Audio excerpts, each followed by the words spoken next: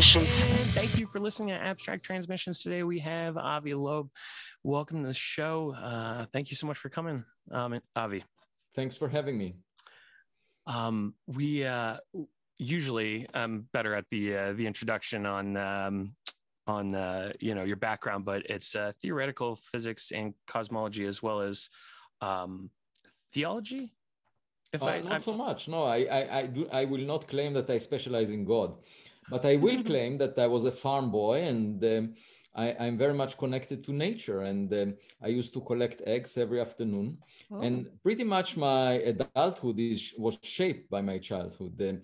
I see science as a privilege of maintaining your childhood curiosity, asking questions and not being afraid to address them. And sometimes you get the wrong answer in advance, but then you find out by looking for the evidence.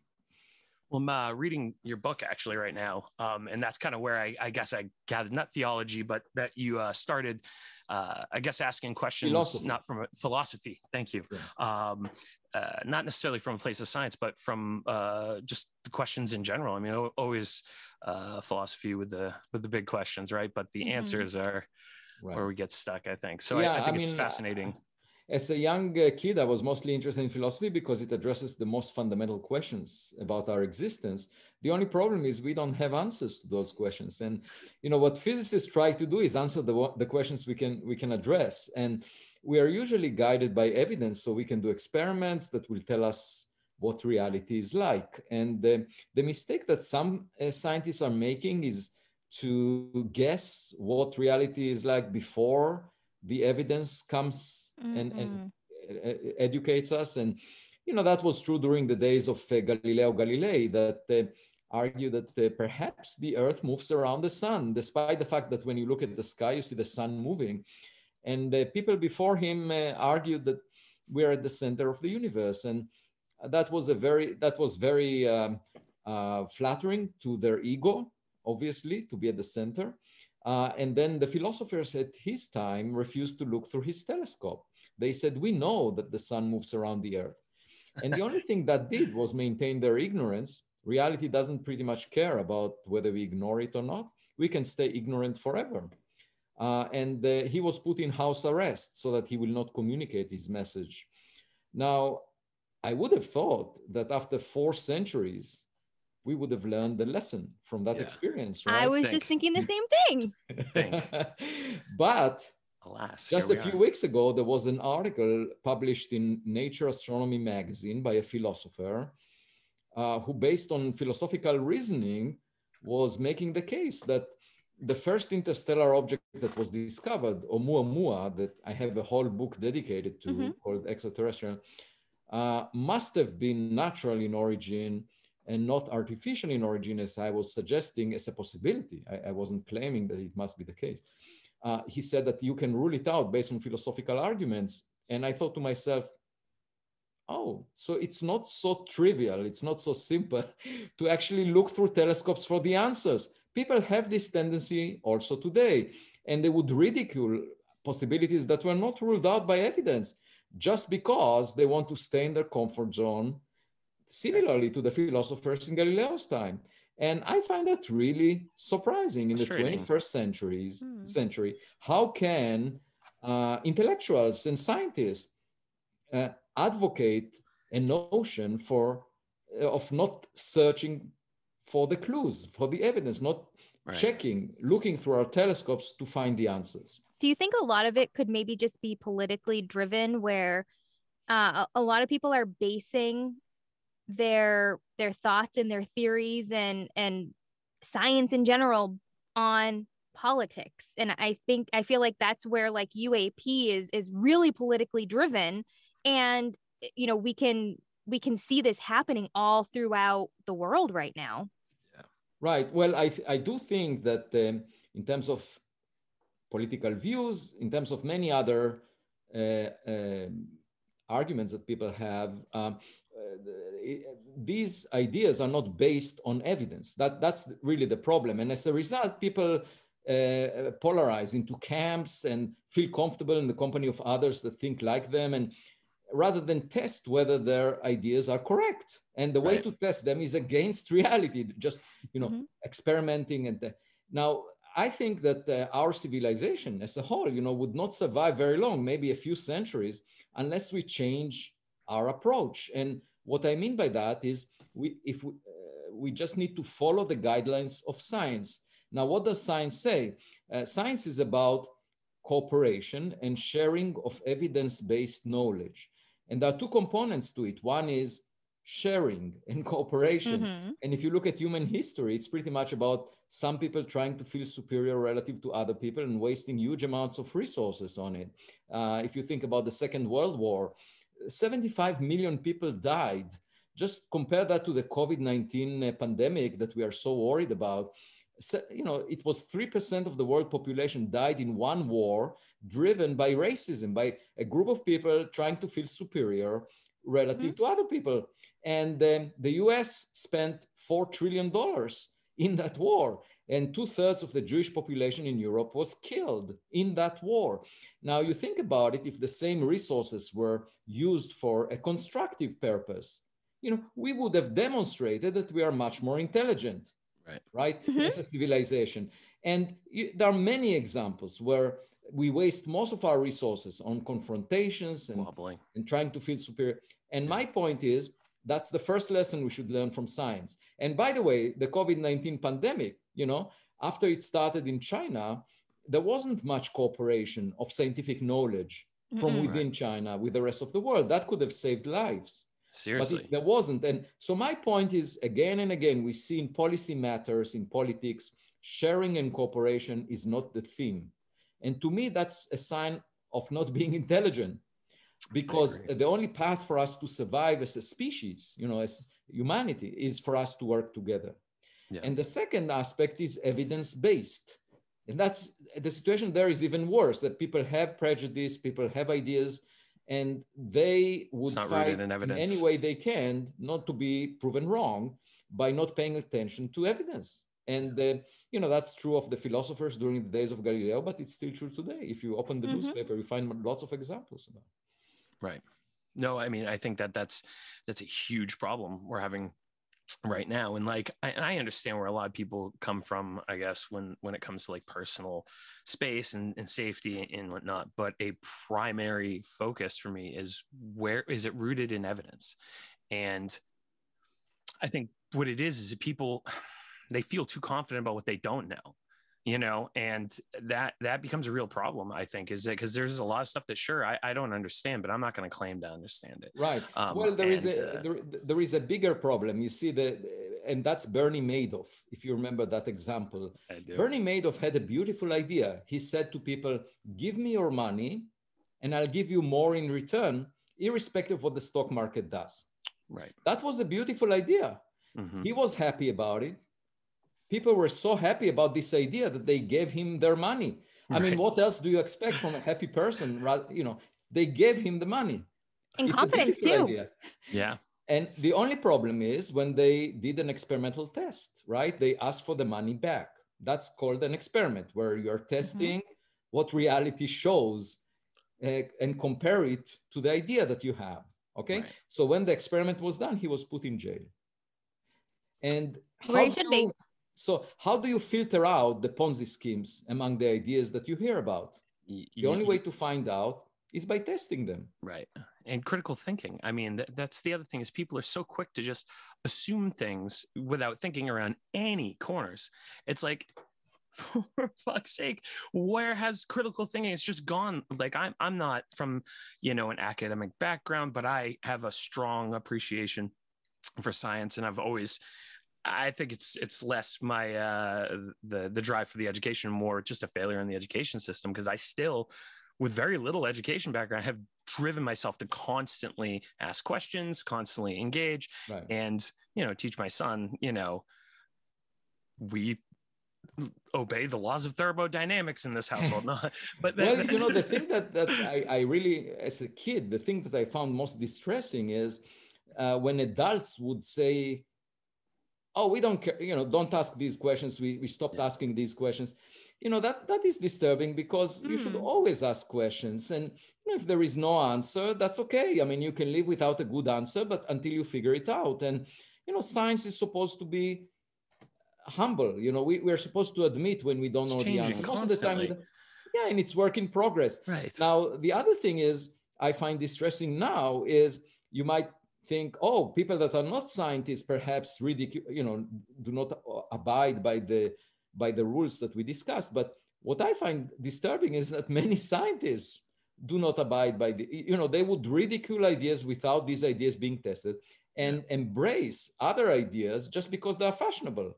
Such as, for example, they would talk about the multiverse, extra dimensions, string theory, landscape, and these would be mainstream, so much mainstream that people would feel very comfortable giving awards to each other and choosing people to honorary societies based on the intellectual gymnastics that they make on these ideas.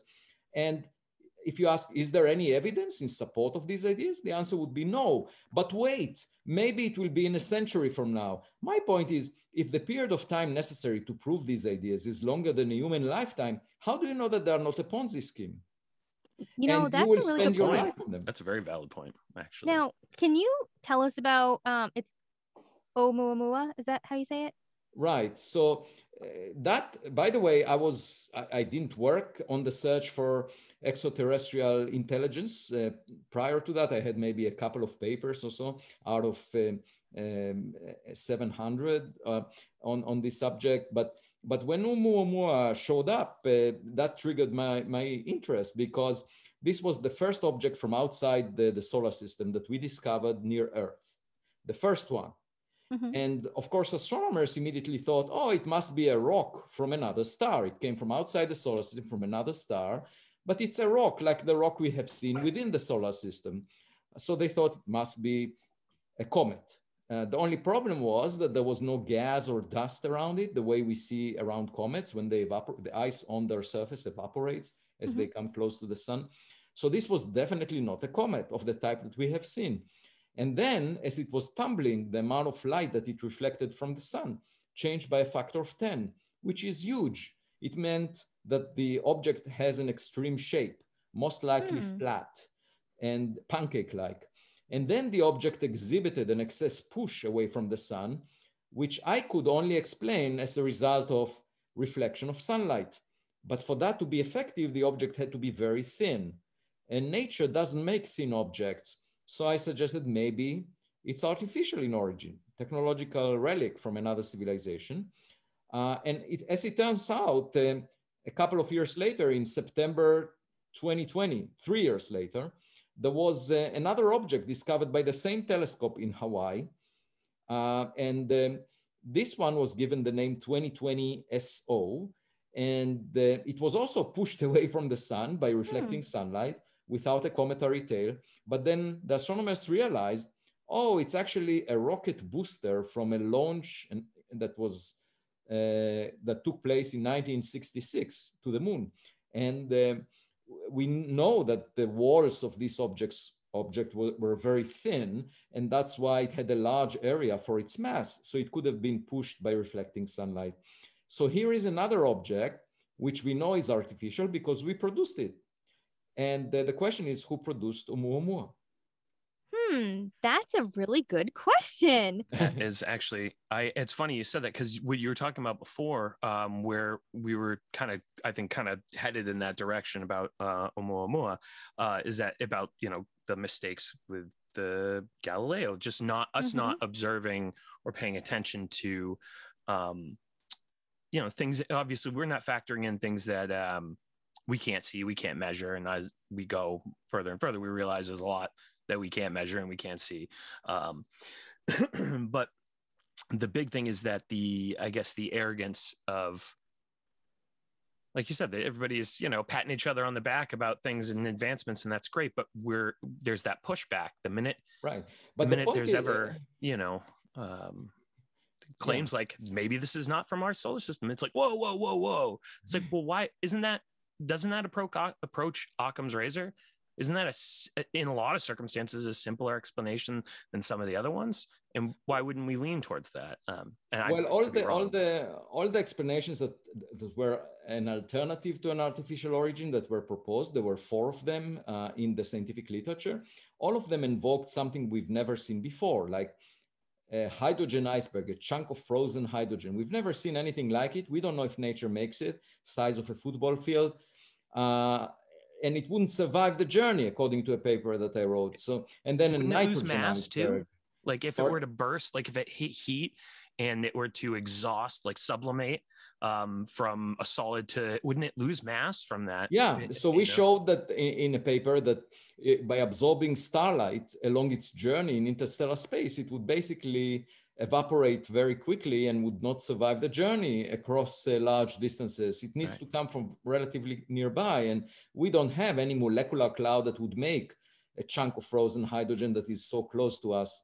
There was another suggestion, maybe it's a nitrogen iceberg, but there the problem is there is just not enough solid nitrogen on planets to make such a large enough abundance of chunks that would explain Oumuamua. Then there was a suggestion, maybe it's a dust bunny, a collection of dust particles 100 times less dense than air. And there the problem is it wouldn't survive coming close to the sun because it would heat up by hundreds of degrees and would not maintain its integrity. So there were these suggestions, and I just said, okay, if it's something we've never seen before, why not leave the possibility that it's artificial on the table? And then let's get a high resolution image of the next object that looks as weird. And you know, a picture is worth 1,000 words. In my case, a picture is worth 66,000 words, the number of words in my book. I wouldn't write the book if we had an image. So this is actually one of the main reasons that we established the Galileo Project. And the name Galileo, you now realize, is related to this historic situation where philosophers think. Yeah, and by the way, an anecdote, a colleague of mine at Harvard, a history professor named Erez Manela, pointed out that the name Galileo originates from the region of Galilee in northern Israel, which has biblical significance. And that's how Galileo was named, after Galilee. And as it turns out, a member of the advisory board of the Galileo Project noted that actually in Hebrew, Galilee means cylinder. And which is, I should have thought about it because that's my mother's tongue, actually, Hebrew. And then obviously the connection to 2020 SO that was cylindrical, you know, this rocket booster, or to Oumuamua that was very elongated, or to other cylindrical objects that may have been seen is obvious. And so it's interesting that we named the project before realizing what the meaning of Galileo is. But at any event, this project is focused on if we detect, for example, another object like Oumuamua in the future with a Vera Rubin observatory that will come online, let's say in 2 years, we will develop the software necessary to identify such objects and then perhaps design a space mission that will come close to them and take a close-up photograph and maybe even land on them, just like OSIRIS-REx landed on the asteroid Bennu. And the second component, which is closer to home, so to speak, was triggered by the intelligence agency's report to the Congress on the 25th of June about unidentified aerial phenomena. And you know, it's quite striking that those intelligence agencies admit that they are not doing their job. Because they're getting paid. Pretty much, that's surprising and almost hard to believe that there isn't some sort of like spin. Like, what's the reason? Why would they admit they're like, this is a major intelligence failure and we just don't know, other than the fact that it could genuinely be from and if they're being honest and saying, hey, you know, it could be something we don't know. It's a tough one for me because I've always struggled with the idea of this as being kind of unrealistic, and I've had been atheist for a better part of my life until my wife passed away. And I now struggle with that whole thing. I don't know where I'm at, to be honest with you, but simultaneously, all of the UAP stuff started happening more and more, to the point where I'm researching it for guests and possibility of guests and ideas. And I have always been on the side that, you know, aliens could exist, but the likelihood of us ever being around each other at the same time just seems so unrealistic. Or that, you know, like the whole, maybe it's not the drink equation, but it's the probability of us existing at the same time as another civilization without one killing ourselves, but also it happening simultaneously. Just seems so hard for me to believe. Well, but that's actually now, who knows? I mean, if when we looked for radio signals for which the Drake equation is relevant, then indeed you need the counterpart to be alive when you're getting the signal, right? When the signal was sent to you. That's just like having a phone conversation. But in the context of relics, like probes, you know, those that sent them may not be around. It doesn't matter. It's just like sending mail. And the thing to recognize is we are now having artificial intelligence systems that drive cars that will soon make medical decisions. And you can imagine 10 years from now that we will have AI systems, artificial intelligence systems, that we will educate similarly to our kids. We will give them the right values and guidelines for how to interact with the world, and then we will send them on their way.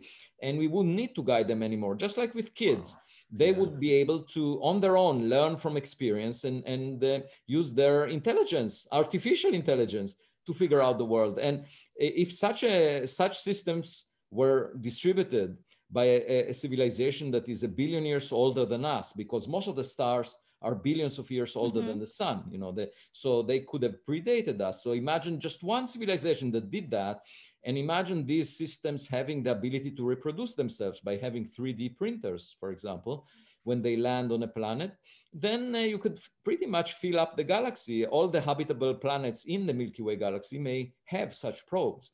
We don't know if we live in such a reality. And, you know, these probes were sent on their way without us in mind. It's not as if we triggered it. The fact that we are now here is a coincidence that, you know, there might be some probes still around monitoring what's going on. So we should check. And the way to check is to look through telescopes and see if there is anything out there. Right. The thing that struck me about the Pentagon report to Congress was that it may well be just the tip of the iceberg of the data that exists, because most of the data is classified, not for the reason that we think that the government is trying to hide, but because it was collected by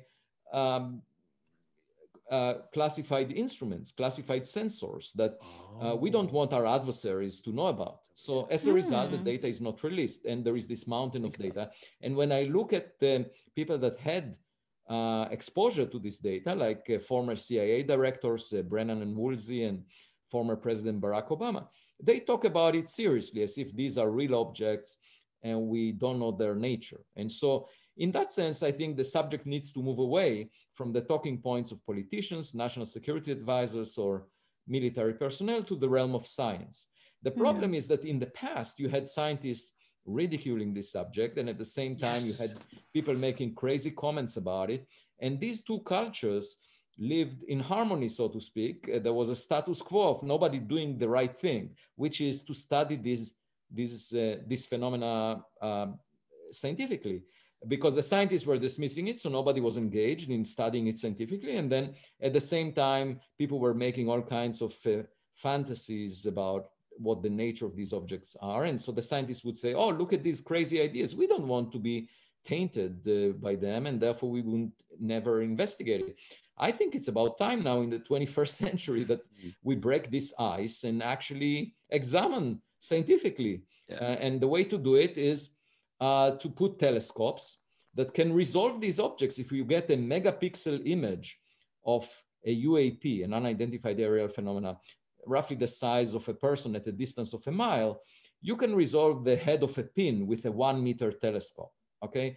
And that way you can read off the label, made on exoplanet Y, rather than made in country X here on Earth. So if it's made in country X, if it's human made, I don't care much about it. It's very boring as far as I'm concerned as a scientist. I would deliver data straight to Washington, D.C. I don't want to look at it.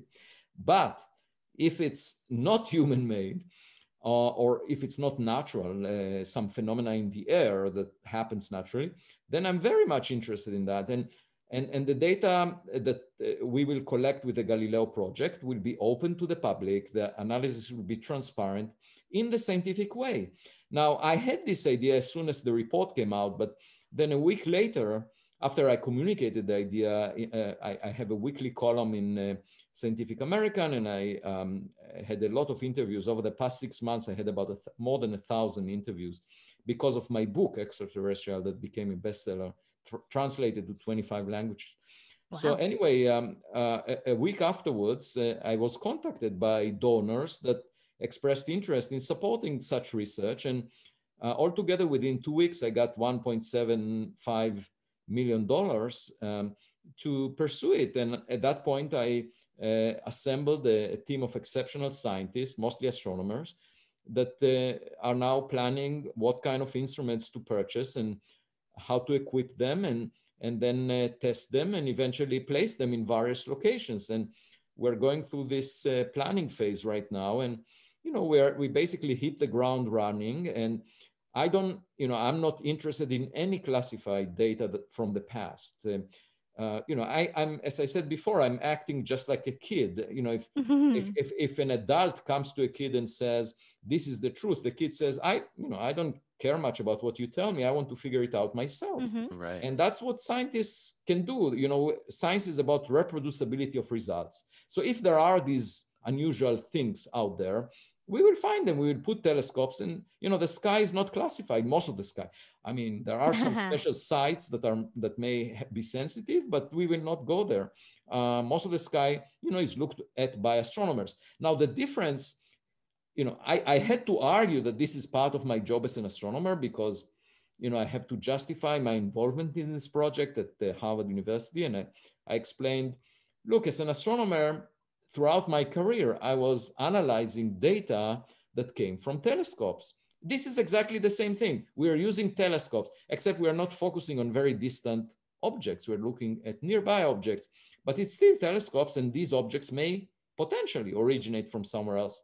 So that it should be part of astronomy.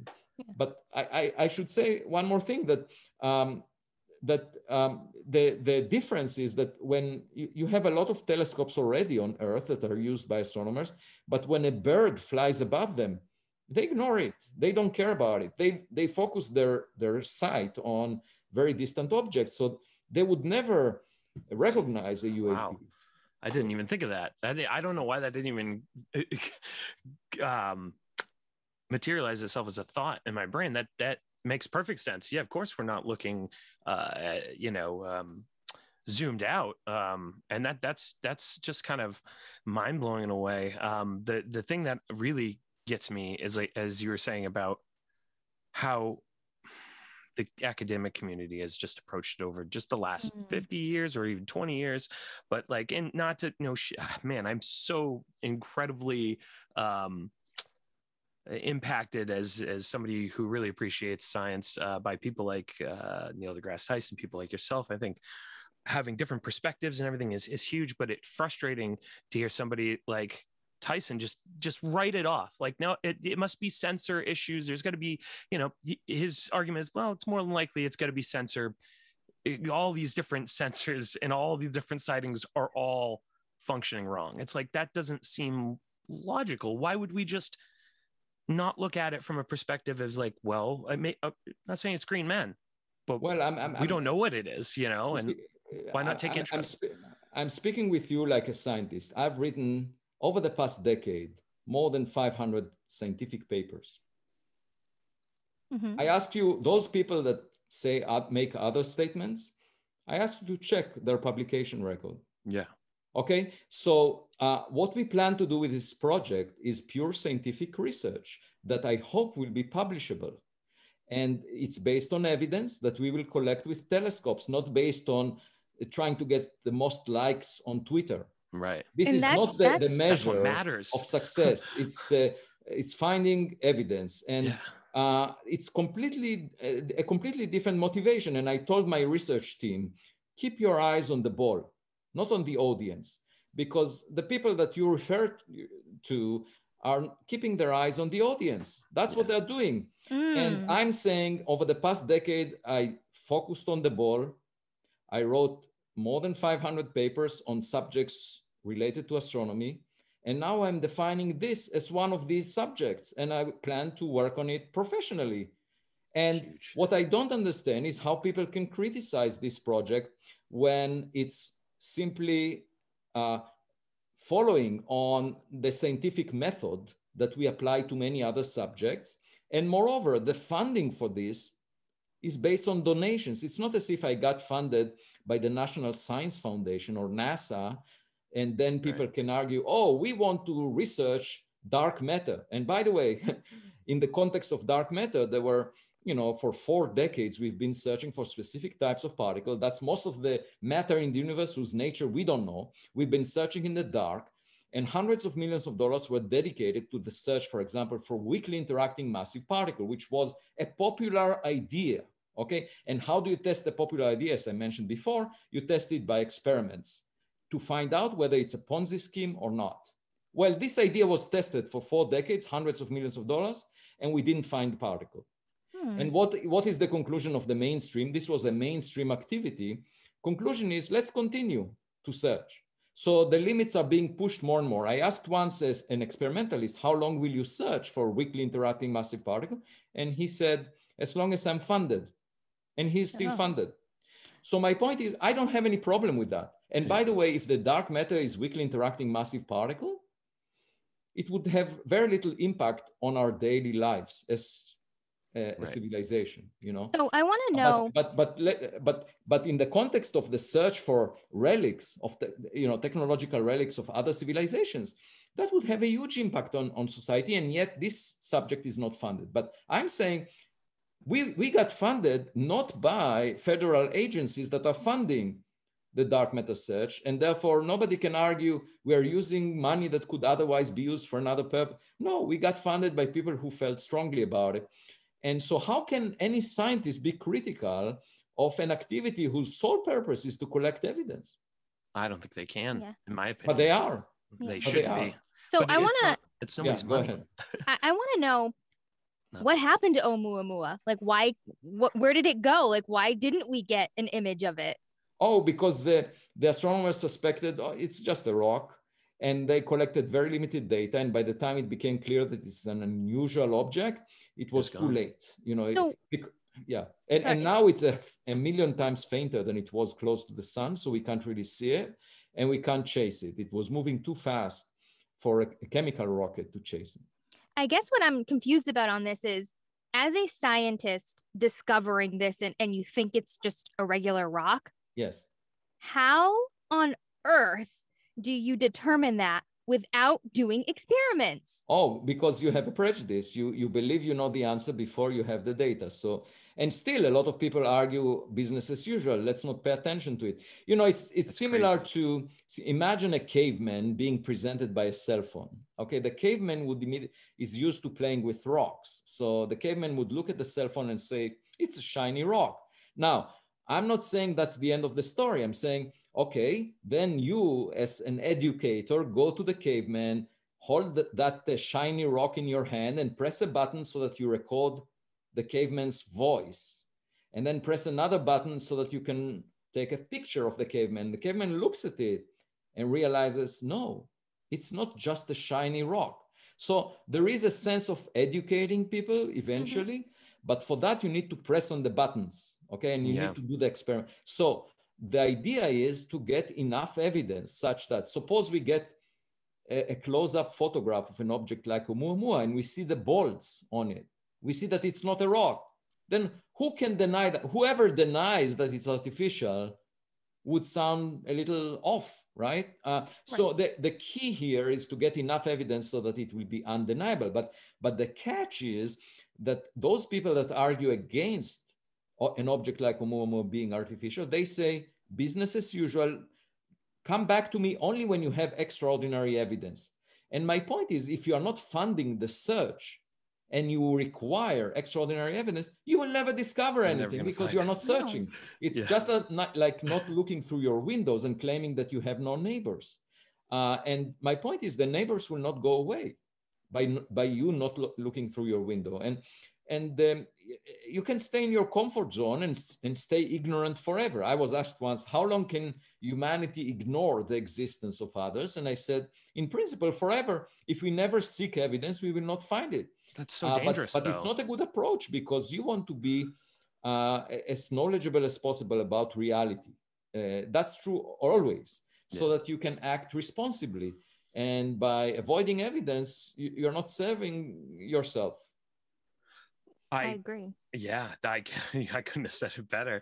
The thing that's so concerning is that this isn't something that we should just be messing around. This could be serious too. Like it brings me back to Stephen Hawking's perspective that like, maybe we shouldn't be shouting into the darkness for life, saying, hey, here we are, maybe it's not a great idea because it didn't work out so well for pretty much any civilization that had a more advanced civilization come to their existence. That's definitely true. And I completely agree with what Stephen said, because when you go in the wilderness, you better be quiet, not make noises. That's right. I should also say that we are pretty arrogant because when you look at Richard Branson and Jeff Bezos, using their wealth to lift their body by 1% of the radius of the Earth and feeling proud of that. Just think about it. Space is so vast. The only way to have the proper perspective is to stay modest. Even if you lift yourself 1% of the radius of the Earth, that's not much. And you haven't explored space really. We also sent the golden record on Voyager. If you think about it, that's a little bit presumpsuous because I don't think the extraterrestrials care much about the Beatles or about. Thank you. No. I've been wondering this for years. I'm like what? Why would they care about us? We might be just an ant among many ants on the sidewalk of the Milky Way galaxy.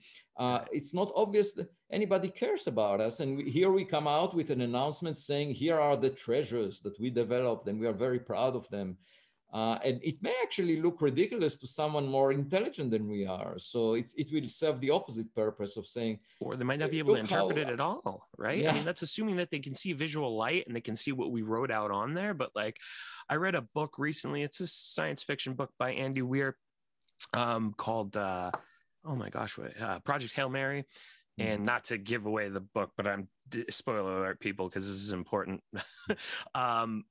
There's a alien which he befriends, actually, very scientific perspective. Actually, I applaud Andy Weir in his writing. He's an amazing writer to keep you entertained and to not go way off the rails. And the whole perspective is this creature didn't exist under the same properties. It evolved under a completely different environment, more like Venus, and it's more like a spider and rocky, and it has a carapace, and everything that they've evolved to is based around sound, and they really have no visual concept. And part of the reason why they meet each other is because stars are dying. And there's this whole thing when this thing called astrophysics. This is assuming nobody's read it, and amazing book if you get a chance. I'm going on a tangent.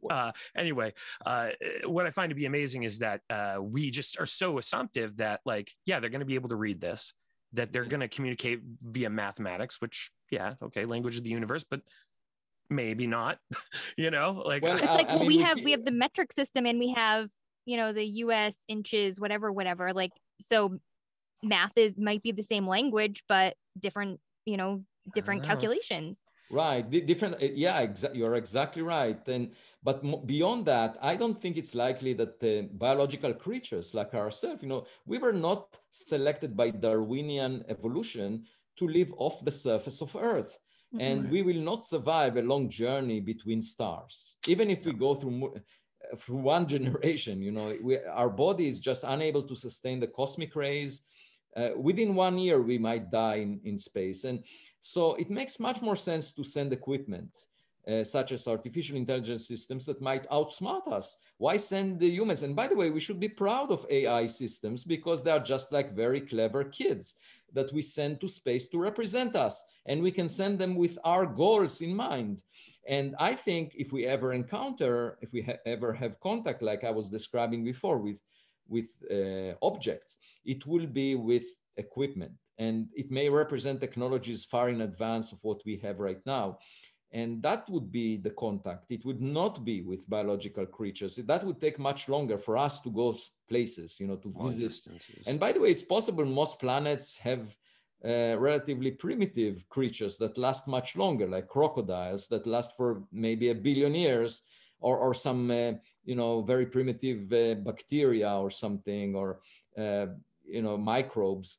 That's what we might find in most planets that are habitable, rather than intelligent creatures which destroy themselves after a while, go through a nuclear war or change the climate because they're not thinking just like we do, keep fighting each other or not caring about our environment. And so it could well be that the longest lived forms of life are rather dumb, just because they don't cause a lot of damage to their environment. Yeah, and makes sense. When we go places, we will find those creatures. But on the other hand, if there is one highly intelligent technological civilization in our past, it may have already produced the technologies of AI that spread throughout the galaxy, and we might find those relics around us. So I want to talk about something I was watching on Netflix the other day, and it was about UFOs. And the thing that they kept coming back to was that humans are a very scary race to any sort of extraterrestrials, and that they were noticing, supposedly, the whole premise was that whenever humans were experimenting with any sort of nuclear power or bombs or weapons or detonating into the atmosphere, that these creatures were coming down to basically be like to give us a warning, like, cut the shit. And so I feel like maybe like that makes sense to me, that these creatures are monitoring us more because they're afraid of what we're going to do rather than any other reason, because we could destroy more than we if they can do all that, they're not worried about what we can. They're more worried, like they don't want us wrecking up the joint while they're gone on vacation. Is my thing. It's like, we left that is a possible idea that was mentioned in the context of UAP, and people suggested that they cluster around nuclear sites or military facilities for that reason. And whether they cluster or not would be an important question that the Galileo Project would try to address, because it may well be that these areas of military facilities or nuclear facilities, they are monitored more often, that they have patrols more often, and that's why UAP reports are more clustered around those areas. Boy, that would make sense for drones. That would make a lot of sense for drones, what you're saying about them not being manned, or because the G-force thing, like a human body or a biological life form being able to survive that G-force seems unlikely, but who knows? I mean, so what we would like is we would like to get a megapixel image of such a drone or whatever it is, and see the label made, to check if it's made by a human. If it's made by a human, I don't know. Made in Alpha Centauri. Wow. Go ahead, Mark. Oh, no. I just it blew my mind, the thing that you're saying about us going out and then possibly coming back. Like, we could have already created it, say, on Venus, and there's a civilization there that expanded and whatever, but we'd have no way of knowing. And I mean, the other thing about us all, not being able to survive space travel. I wrote something down for that, but Jess, go so you don't forget. So I was going to say that my husband and I were having like an argument the other day about extraterrestrials. Oh, really? Awesome. Well, you have a very good marriage if you argue just about that. We were talking about both of our theories on what we thought extraterrestrials were, and my husband was along the lines of, like, basically they have 2 arms, 2 legs, whatnot, et cetera, et cetera. And I was like, and talking about how the atmosphere of other planets is so harsh that he thought that there was nothing that could possibly survive. And I'm like, you're assuming that these extraterrestrials are biologically similar to us. Or carbon at all. Yeah. What if they're not even carbon? So if you go to another planet that has way harsher conditions that you think nothing could ever possibly survive on, well, something could have survived on that and then adapted, and Darwin and all that.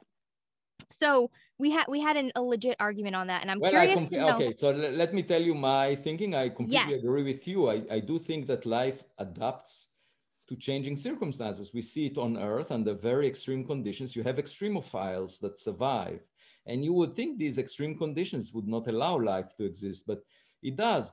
And most of the stars are very different than the sun. The sun is not a typical star. Most of the stars are less massive than the sun by a factor of 10 or so. For example, the nearest star to us is Proxima Centauri. It's 12% of the mass of the sun, and it emits mostly infrared light because its surface temperature is half the surface temperature of the sun. It has roughly 3,000 degrees on the surface. And so there is actually a habitable planet next to it. It's 20 times closer to it than the Earth is from the sun. And I was talking with my class, the freshman seminar class at Harvard just last semester about this. And I said, do you know of any creature that has infrared eyes? Because if there is any life on this planet, they need to have infrared eyes, in the spirit of what you just said, that they need to adjust to that. We have eyes that are sensitive to visible light because that's what the sun produces. And so one of them found, Googled it and found a shrimp that exists on Earth that is sensitive to the infrared. And its eyes look like ping pong balls connected with cords to the head of the shrimp. It did look like an alien to me, by the way. You should just Google it and show it to your husband. That will underline your argument that animals adjust to the circumstances, even if they are very different than we are used to. And one of the big challenges in the search for life is, we know how to search for life as we know it, because we know what it is. But how do you search for life as we don't know it? If it's very different, if it's not, for example, embedded in liquid water, but in ammonia, or if it's another type of, of organism, another type of DNA that is not similar to what we have. And by the way, going to Mars, for example, and searching, because we have two nearby planets that could have had life in their past. One is Mars and the other one is Venus. And on Mars, what happened was that it's only a tenth of the mass of the Earth, so it lost its atmosphere after a while. It didn't have strong enough gravity. But early on Mars, the conditions were not very different from Earth, and we have sort of circumstantial evidence that there were lakes and maybe rivers. And now the Perseverance rover is trying to dig and find evidence for past life on Mars, on the Martian surface. And if we find life that existed there, we can ask whether it resembles life on Earth. And if it doesn't, that would show us that there are multiple paths towards. Now, this is part of the mainstream, the search for that kind of life, because it's microbial and we can still feel superior relative to it. The search for intelligent life is not as popular. And then on Venus, there was a statement made in September last year by a team of astronomers that maybe there is phosphide in the atmosphere of Venus, and that's a molecule produced on Earth by microbes, and perhaps that indicates that in the clouds of Venus there might be life in droplets of water. The thing is, on the surface of Venus, it's too hot. Venus went through a greenhouse effect and became extremely hot on the surface, so you can't have liquid water there. So on Venus, if there is life in the clouds, we may find out by scooping the clouds, and NASA is designing 2 missions to go there now. It didn't go there for a long time. And so perhaps by surveying the planets near us and maybe other planets within the solar system, we'll find the evidence for diversity of life that is not the same as on Earth. But other than that, I think we should examine distant planets. And it's very difficult to go to these places because it takes a long time, but it's much easier to examine our backyard for objects that came from far away. Right. And that's what the Galileo Project is all about. So one of the things that we were also arguing about was he assumes that whatever intelligent life is out there is so far advanced from us that, that we're just completely, like, we're so primitive. Yeah. And I was arguing that, it might seem like they're much more advanced to us because we're not used to seeing their technology, but how do we know that it's not maybe similar to ours? In the fact that their atmosphere is so different that they were able to adapt to it, and whatever they were doing looks more advanced than it actually is. We study ants, right? I mean, they're not us, and we still look at them, we still find out about them, we still want to learn about the behavior. Exactly. So I mean, it's very, for example, if you find an object that doesn't look, let's say, like a comet or an asteroid, you find it flying into the solar system from outside, you can, for example, land on it, like OSIRIS-REx landed on the asteroid Bennu.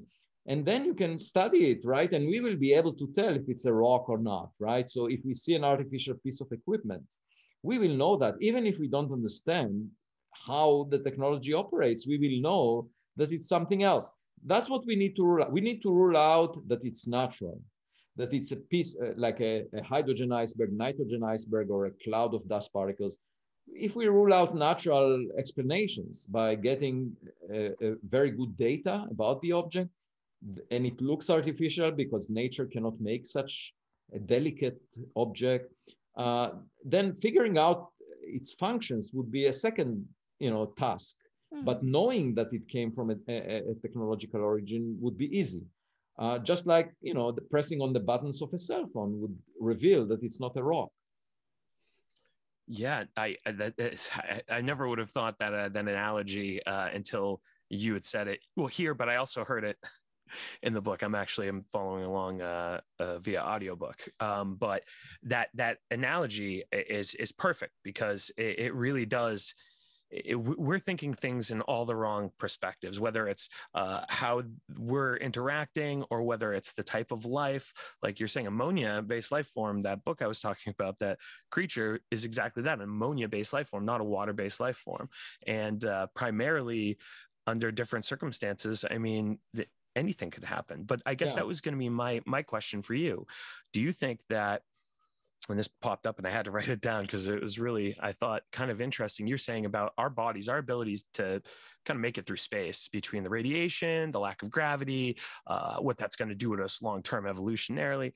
With the convergence of AI, biotechnology, nanotechnology, things like that, do you think that because of that, the ability to repair, say, print mRNA technology, this is assuming we don't kill ourselves off first, that those technologies are happening fairly soon? I mean, it almost seems like a crescendo, kind of, that it's been building up and getting closer and closer over, if you look at hominid and the span of time, things get closer and closer together, that we're starting to see things manifest itself. And that maybe that it's convergence of those things, and that may be able to make it so we can. Yeah, I mean, there are animals like tardigrades, these are called the water bears, tiny, microscopic, that can repair their DNA if it's damaged. And perhaps humans, I mean, they spent a week in space, and most of them produced healthy embryos when they were brought back. They were in space without any protection and suffered dehydration, ultraviolet illumination, and all kinds of, Are they exposed to vacuum? In vacuum, space? They were in vacuum, and they survived and produced healthy. That's so amazing. These tardigrades are very resilient to extreme conditions now. And you can imagine maybe that the improvements in medicine will allow the human body to repair itself in some way. But frankly, I'm not very proud of what biology produced over billions of years just by random processes. I don't think that is something we should send to space. Our body, I wouldn't, why would we risk humans? Well, I mean, more like let's send equipment. Now, the way I treat AI systems, they're very cute in principle. You can just make them resilient to the conditions in space, and you can educate, and they would outsmart us. So it's just like having a very smart kid that you send out. Now, it's not yourself, but who cares? And I would be very proud of those AI systems that will could potentially, you know, we can give them the information about our DNA, and if they land on a habitable planet, they might produce people over there. I mean, why not? If we learn how to create synthetic life with 3D printers at some point. But I would rather send that than send humans. And I don't feel bad about it, because I think that they might be superior to us. Just like I don't feel bad about a self-driving car. I mean, of course, a taxi driver would feel bad about it, because it takes away his or her job. But for me, there is nothing at stake. In fact, it's better to send something smarter than humans to space. And that's what I would do. And I think if there is an intelligent technological civilization out there, that's what they did. And that's what we should look for in terms of first contact. Now, I have a question about another question about Oumuamua that, you know, it's relating back to what you said about, you know, when you experiment on these objects that we're not sure if they're man-made, we're not sure if they're extraterrestrial made, we're not sure if it's a natural thing. How do you know for certain, though, that it's not comprised of something in space that we just don't know even exists, like some sort of property, or, you know, like soil that we don't even know what the properties are? So there is a very simple way, and that's done very frequently in scientific experiments. You know, we have a lot of knowledge of the laws of physics. We have a standard model of physics, which is tested in numerous experiments, and every slight deviation from the standard model of physics will gain you a Nobel Prize instantly. And so we have, you know, the laws of physics as we know them apply under a very broad range of circumstances. And so by taking enough data of an object, a physical object, you can use the laws of physics to try and figure out what it's made of, what it's doing. The thing is, you need to collect enough data. So for example, the Galileo Project will use the laws of physics and not assume that there are some big deviations from them, like some people speculate about, because these laws of physics were tested over and over again in many circumstances. Now, we will use them and monitor, let's say, some unusual objects. And if we are unable to explain what they're doing, then, you know, after getting all the data, then of course it would have two major implications. It would mean that not only these are objects that came from another place, but also they somehow violate the laws of physics. So that would be even a bigger piece of news, because it would mean, I mean, the laws of physics apply everywhere in the universe. And so far we see them being satisfied. So I don't want to go in that rabbit hole until we are forced to, you know, by the data. So at this point, the data is not good enough. And my guess is by using the laws of physics, we could potentially explain the nature of these objects. Even if they're extraterrestrial, we will see that they have features by taking an image, by examining what they're made of and looking at them closely. We will be able to figure out if they're natural or not. I mean, that means even if they were to rewrite what we understand about physics, there would still be supplying new information. If there was something that changed there, it would be still under the laws of physics, I guess, for the most part. Right. I mean, what I'm saying is, if there will be a deviation from laws of physics in the context of these objects, it would be even bigger news. But Gotcha. You know, the Galileo Project is not going in that direction. The Galileo Project will use the known scientific method and the laws of physics as we know them to interpret what we see. Which is perfect, because that's what it needs. I mean, this is how I think it's going to make it less of a taboo discussion, which needs to happen, because this could be it could be very irresponsible as a species to be not asking these questions. But more importantly, I mean, we're talking about the continuity of human civilization, art, music, everything. What was it for if we don't try to preserve that as long as we can? And I guess that it does kind of circle back. I know that you kind of answered my question on but my thing is that I feel like, you know, with the Neuralink, whatever it is that they're trying to do, that if there is some sort of binding between humans and AI, and that's, I guess, my theory of what's going to happen. I'm way out on this. I have no scientific background. This is just a total, if I'm right, then I win the jar of cookies kind of thing. But my fear and theory and hope and also fear is that we will combine with AI. The AI won't overtake us, that we will kind of become a symbiote with it. And that ultimately will impact how we interact, how we travel in the future through space. Do you think that that's a possibility in any way, anytime soon? Do you see these things speeding up and colliding together? Well, okay. So the way I see it right now is that AI will serve a purpose for us. Okay. We will use, I mean, we are building it. So, you know, we have pretty much control of what we're putting together. And the way I see it, I mean, currently all our eggs are in one basket here on Earth, and it would make a lot of sense for us to spread, so that if something bad happens on Earth, you know, it will not affect everything we care about. And there are two aspects to that. One, we can send out AI systems with 3D printers that will reproduce some of the things we have here. And I call that Noah's spaceship, because there is this biblical story about Noah's ark, that he built an ark and put animals in it to preserve them against the great flood that's in the Old Testament. And so you can imagine a similar thing with a spaceship. But the second component would be to build a platform in space where we can all go.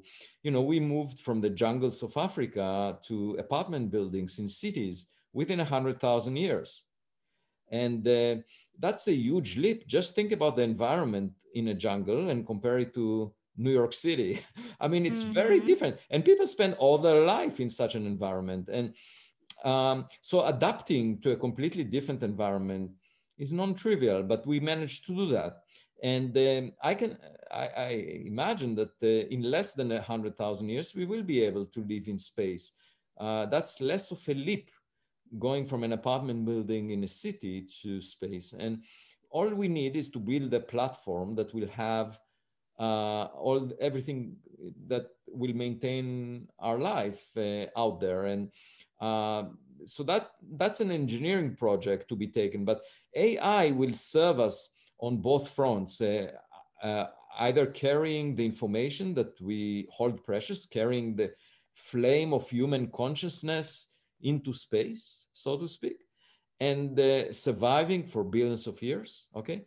And the second is helping us in constructing this habitat, artificial habitat, not in a city on Earth, but in a platform in space. And so I see the AI systems more as servants or you know, systems that help us accomplish our goals rather than taking over. Okay. Now, that's a good answer. Thank you. Where are some of the locations that you've scouted out for the Galileo project? Because I'm assuming it's probably not just in the US, and I'm assuming it's got to be worldwide. And I'm wondering how many locations and where you've looked. Right. So the number of locations depends on how many systems, telescope systems we build. And that is dependent on how much funding we get. So right now I have nearly $2 million. And in order to get a comprehensive study of the sky, we need at least 10 times more funds. And I hope that we will get that. And then we could have maybe hundreds of telescopes. And we could potentially also move them from place to place. Now, the best sites to put them is on mountaintops. That's where astronomical observatories are, because the atmosphere is more dilute up there, and there is less blurring of the images by turbulence in the atmosphere, so you can see to a greater distance if you look towards the horizon. That's why astronomers put their observatories on mountaintops. But these would not necessarily be the only sites we want to put it on, because there aren't so many good sites for astronomy. And so we are still debating which places we want to put it on. And as I said, it really depends on how much funding we get. And the hope is to build a system that we will test, and then we can duplicate. So we will build just as many systems as our budget affords. Now, have you looked anywhere internationally? Yeah, I mean, there are also ideas maybe putting it in the ocean. That was my question. Yeah. That's awesome. Yeah, because there are no city lights, and In principle, you can look to greater distances, no mountains obscuring your view. Well, but we haven't yet converged. Yeah. Oh, sorry, I didn't mean to interrupt. They've been seen in and out of the ocean, the UAPs at least, and that was kind of my thought initially, but also the light pollution thing. So sorry, I didn't mean to interrupt, but you. No. I mean, we were approached by an organization that was even offering us stations, offshore stations, if we want to, but we haven't yet decided. So one of the places that, well, where my mom grew up in New Hampshire, is in a very, very teeny tiny town that is on top of a mountain. And she has told me the craziest stories, and I say crazy in like a good way, of just different experiences that they had when they were younger, the kinds of things that they would see. And my uncle still lives there. And Dixville Notch? Is that Dixville Notch? No, it's in Limeboro. Oh, okay. Limeboro, New Hampshire. And what you said though about the atmosphere and, you know, no light obstruction. So when we go there, because we go there at least once a year, when you're standing in his field, it's like you feel like you're closer to the stars. You physically feel closer to them. It feels clearer. It feels like you can see more. And just the stuff that they said they've seen is incredible. And I think that, and I hope maybe one day you can go to Limeboro and actually like go look up one of the mountains, because I think you would really love to see what it is that they've experienced. Okay, well, maybe we'll put one of the telescope systems there. Yeah, you know what? That would be awesome. They are really great spaces. Like it's so funny how the difference between 20 years ago, the light pollution difference. I live in Barrington, New Hampshire, which is, you know, fairly rural, but not, you know, there's enough that there's light pollution now that you can't see the stars super, you know, clearly.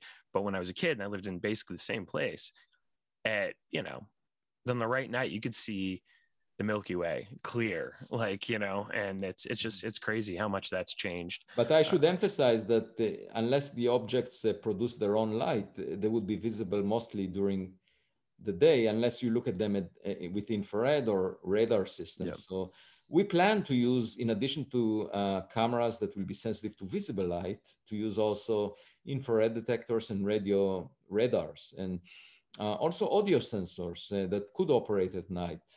But definitely during the day, we will monitor the sky as well. Now, I know it's a crazy idea, but have you guys thought about reaching out to SpaceX or anything like that about getting a telescope up in the space? I mean, I don't know that. I don't know if that's a thing like the Hubble or something that could be, you know, maybe even a small telescope, a drone telescope or something. Well, there are telescopes looking down. Okay. If you haven't noticed, I mean, when you look at when you look at Google images, Google Earth, Google Earth, yeah, and you know, there are companies that even allow you to buy data from them, and of course, for national security purposes, you know, the intelligence agencies are monitoring the ground in many important sites, but it's very different from what we are after, because a satellite orbits the Earth, depending on how high its elevation is, but every hour and a half or so, some satellites, and therefore they're not staying above a given point and monitoring the motion, let's say, of an unidentified object the way we want it. So I don't think there is a substitute to the data we will get from telescopes on the ground. Which are monitoring the sky above them continuously and taking a video. And only then we will be able to get a high resolution image, a megapixel image of. It makes sense. I didn't even think about the fact that whatever object was in space would be in low Earth orbit. So that means it would be going thousands of miles an hour around the planet, right? And so you don't spend enough time to actually tell what the object think about that. Yeah. So this is where it's, you know, having an academic background certainly helps, because there's certain things that you don't think of from a layman's perspective. Well, I should say that the scientist proposed that just a few days ago to me. And so the fact that this scientist has the background didn't prevent him from making the wrong statement about satellite data. Cool. So don't feel bad. That makes me feel actually pretty good. So I'm gonna take that as a win. So I want to share my appreciation for your field. So I want to share a personal story. So, and Mark will actually piggyback off of this, I know, because we had a conversation about this before talking to you. But when I was a child, I actually wanted to be an astrophysicist. And so when I was like 13, my uncle actually worked at NASA, and he worked there from the 80s up until he just retired a few years ago. Mm-hmm. And he actually like took me on the tour, and I got to go to like mission control where, you know, they had the Challenger, and they let me fly the flight simulator, which I thought was like super, super cool. And then I got to sign the guest book. They got to sign the guest book, and like either on the same page that I signed or the page before, Bill Clinton had just been there. Oh, wow. And so I'm like, you know, that's pretty cool, but I wanted to show you something. But it's never too late, I should tell you. You could still become an astrophysicist. Oh, well, I'm 35 years old. I don't know how much time I really have, but you can't tell somebody like me with that, because I all I need is one more thing that I'm like, I'm gonna do this. There's like 100 things I'm like, I want to do. ADHD. No, I mean, the point is that science could be exciting, and being an astrophysicist is the most exciting job you can have, because it's incredibly exciting. You're looking up instead of down. So they gave me this. It's the MIR shuttle flight operations manual from 1994. Oh, I guess I didn't hear you say that. That's amazing. Yeah, and I'm jealous. Yeah, so like you could see, like it was when they were partnering with Russia. So like some of it is actually in Russian. I don't know if you could see that. My lighting in here is really bad. Because they needed to understand the language. Yeah, and so getting to talk to you has really been an amazing opportunity that, you know, I've always been interested in science, but I didn't do it because of what Mark said. School failed me. Yeah. I was trying to take chemistry, and you know, our math department didn't have a lot of support. So I gave it up, and I really should have tried. Yeah, but it's never too late. I think you should pursue your passion, and don't give up. And I know of many professional astronomers that, you know, I wouldn't say they are particularly more intelligent than anyone else I see. And so I do think that there are lots of people out there that could become scientists, and you know, and just for one reason or another, circumstances prevented them from becoming scientists. And that's my main, you know, motivation in, for example, writing my book. I try to encourage young kids to become scientists. And I tell my colleagues that this subject in particular would attract a lot of people to science and will bring a lot of funds to science. And they just continue to oppose my initiative. And I over the past few weeks, I just demonstrated that. I got thousands of emails after the public announcement of the Galileo Project. And I got money from people, not from funding agencies of science. So I'm fulfilling my promise. You know, I'm bringing funds into science, and I'm bringing young people into science. So, well, here's something else. Yeah. Oh, sorry, I wanted this. Well, I'm thinking about, you can throw this at him, because this is totally a true statement. I've been following you specifically since Omuamua back in 2017, I think it was. I was working at Barron's Major Brand selling appliances. So science has always been some sort of connection, but I've been following that, and that's how I heard about you. And then since then, and recently with the Galileo Project, that's how I, you know, reached out. But the thing that I just, I totally lost it. It was so important. I didn't even mean to interject, but man, I'm going to lose it now. I'm going to probably just... in the meantime, while you're thinking, I can give you an anecdote from today, just a few hours ago. Yes. Oh, I remembered. We noticed a tweet on you know, someone pointed out to me that said that someone says that his wife, after seeing me on TV, had a crush and said that she's much more excited about hearing me than Fauci. And so my wife said that it's not a very high bar, actually. Oh my gosh. My wife always keeps me having the right perspective. That's it, keeps you in line. That was my my wife. She's the same thing. She's the most intelligent person I ever met, and that was what I was so attracted to, that and wit. So that's an awesome. Awesome. Anyway, awesome did you recall what it kind of coincides? Yeah.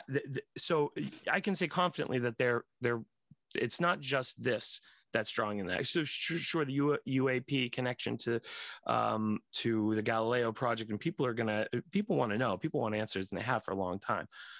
But science itself has always been an interest to me, and I've never really been properly engaged. But if you are and you're excited about it, people want to learn. Like my son, I've always been excited about it, so he's always been excited about it. He's known like all of his planets, and that Pluto and Haumea and Makemake are all part of the Kuiper belt.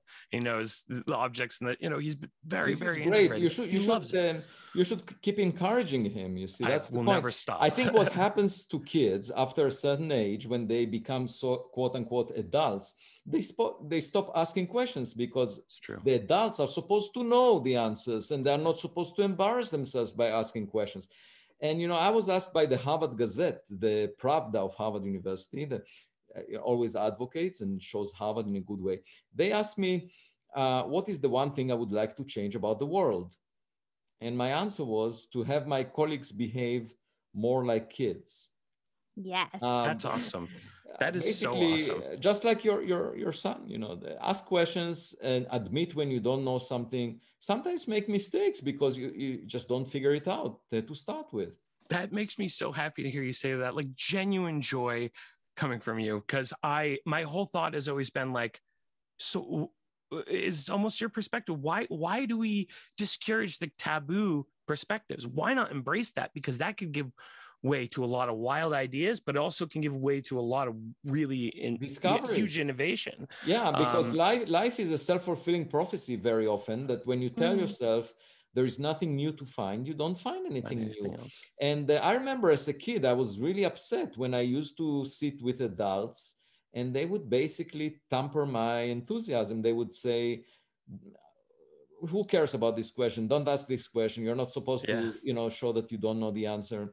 And I just hated that, because they're not, very often adults are not sincere about what they know, what they don't know. They pretend they want to have an image that looks better than they actually are. It's just like putting makeup, trying to show off in a way that is not representing your true nature. And I hated that as a kid. Same. Actually, when I met my wife, I asked her not to put makeup. That's kind of a moving thing for me, honestly, because same thing my entire life. It's like, don't worry about that. That's flights of fancy. You're never going to have a computer in your pocket or on your wrist. Nobody's going to space. Certainly not you or anybody which, aliens definitely don't exist, or UFOs don't even exist for that matter. Right. And don't even ask those questions. And just to hear you say that, it got to me, because it confirms that thing that you're asking the right questions and everybody else is wrong. Yes. And you're so alone too, or you feel alone because there's so few people asking those questions.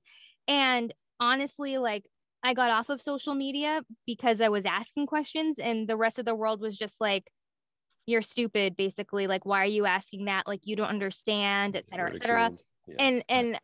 And I was ostracized and lambasted on the internet for just simply asking a question of just doubt for something. Yeah. And I'm encouraged by people like you who do go out, you ask the hard questions, and you don't let the rest of society tell you no.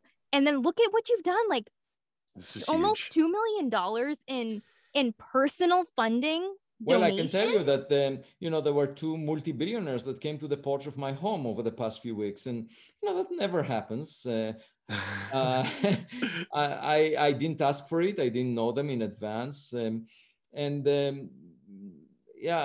so I think it's just like my interaction with the publicist of my book in Europe. He was saying, "Good job, Avi. You are selling the book very well by having excellent interviews." And I told him, I'm not trying to sell the book. You have to understand that I'm trying to convey a message, and it appeals to the public. And by the way, if it didn't appeal to the public, I would still convey the same message, and you would not sell the book. And so he said, sorry, I now understand. I will not refer to it as selling the book.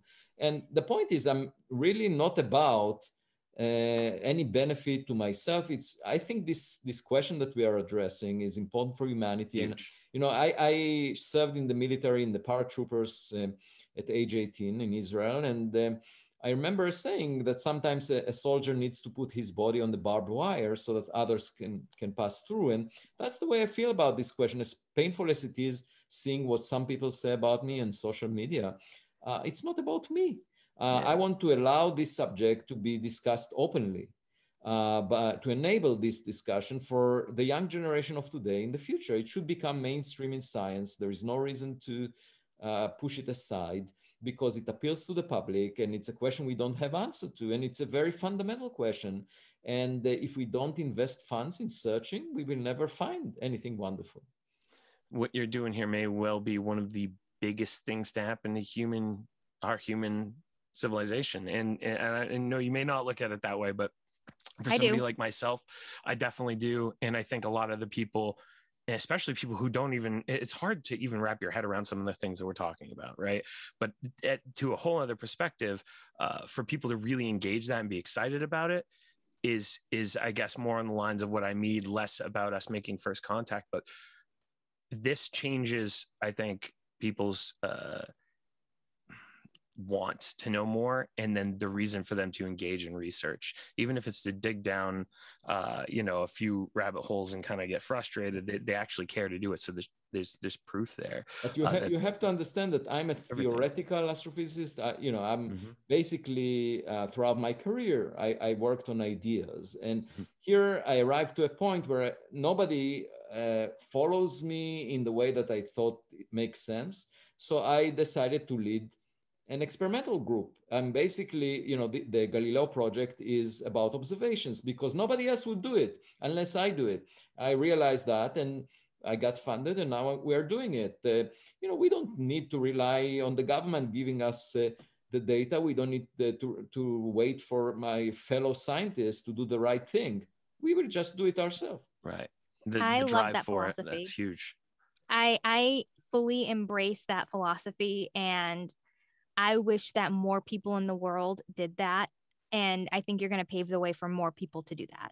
Thank you so much. Really, the support of that I get from you and others keeps me going, because I do face a lot of pushback, especially from the academic community. Yeah. Well, you can definitely say 100%. Like I definitely at least feel this way. I have a hard time engaging with books, especially stuff that's usually not, if it's not fiction, becomes a challenge for me to stay engaged, because I get distracted very easily. And then I'll end up reading 3 different books at the same time. I enjoy reading. I'm halfway through, it literally was like yesterday when I started, but I've stayed really kind of engaged with it. Whereas a lot of times I'll drift off. When I was reading, I forget exactly. I think it was the Neil deGrasse Tyson book that he In a Hurry. Anyway, it was good. I get disengaged sometimes. This has kept me really, really attenuated and focused. Thank you. And at the same time, it's something that really excites me too, and I'm very interested in. But the way the chapters are broken down too, and I know this part of editing, but it's very clever and is very intriguing. Was the word I was. Thank you so much. I'm now starting to design to think about my next book. Actually, so, cool. Hopefully, keep that in mind, because for somebody like myself, I definitely. It pulled me right in really quickly. So if there's any type of approach you went, and I should say also that every week I have an essay in Scientific American that you might want to check. Actually, last week, I did not know that. I saw all those. I was reading some of them. Yeah, thank you. Well, last week, 5 out of the 6 most popular articles in space and physics were related to the Galileo Project. So that was quite a significant accomplishment, that 5 out of 6 most popular. That's huge. That is So really awesome. where can people buy your book, or is it on Kindle? Is it on everywhere, on Amazon? Anywhere where books are sold, you can find my book. It's called Extraterrestrial, and it's translated to 25 languages now. Also on Audible. So awesome. That's how I'm getting my personal experience. And the narrator, also for people who are into audiobooks, our listeners out there, narrator is pretty awesome too. That's another big thing. Like you can have a great story and, oh man, I hate doing this. But I love Stephen King. Great writer, amazing writer. My favorite when it comes to fiction. Narrating is not necessarily his strength. And well, hard to get through. I was asked if I want to read my book, and I said, well, no, I think someone else would do a better job. As a voice actor who has done audiobooks before, it's extremely hard. And I was doing it for English as a second language. And so it is very difficult, and you really need to have someone who is invested into it to do it. The Frank Mullers of the world. Oh yeah. So kudos to you for finding a really good voice actor to do that. I did. That's usually a big thing when it comes to nonfiction, is that kills it for me, is the narrator, if it's too drawn out or whatever. I usually if it's the author, that changes it in a way if they're reading it, because it's their own thing, Right. So no, I mean, we listen to sample readings by a few.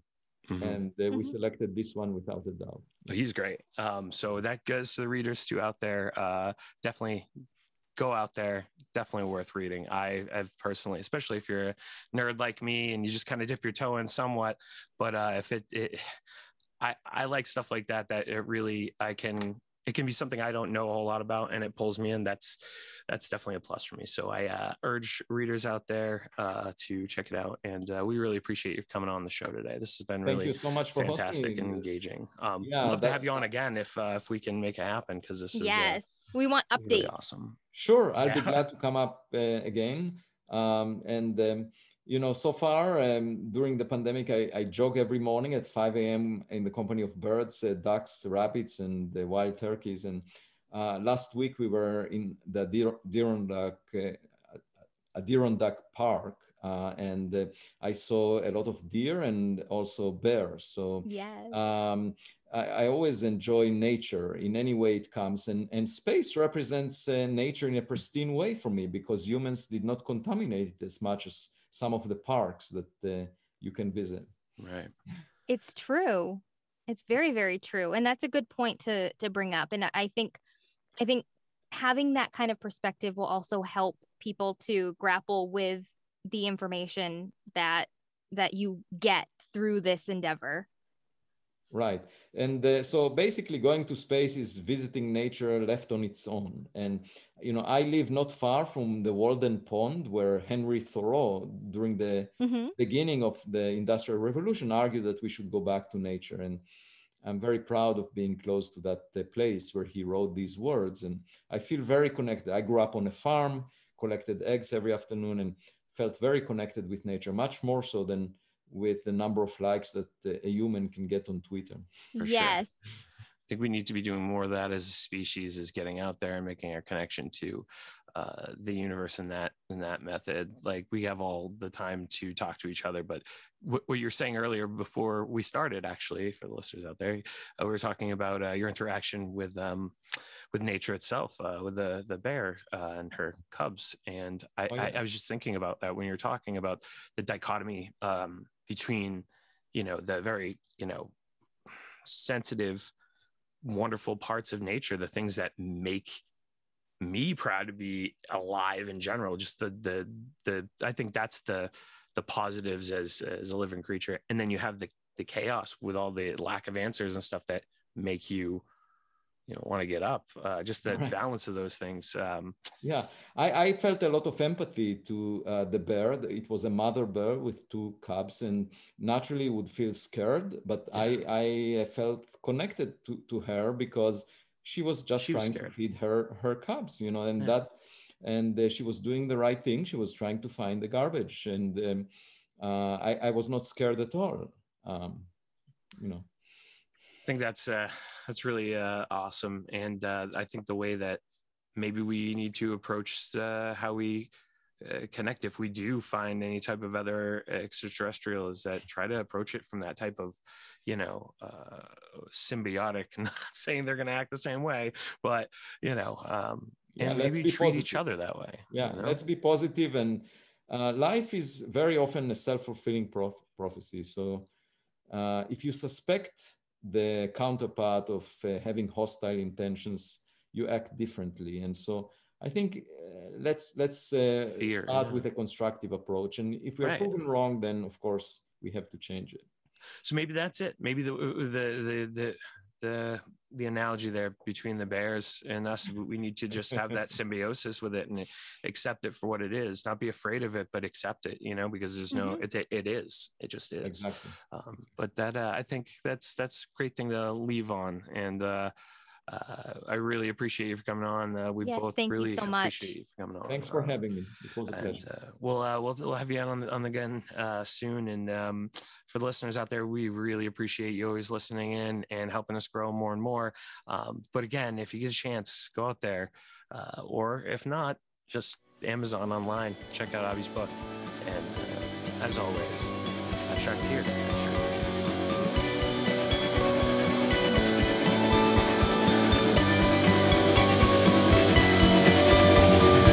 Abstract Transmissions.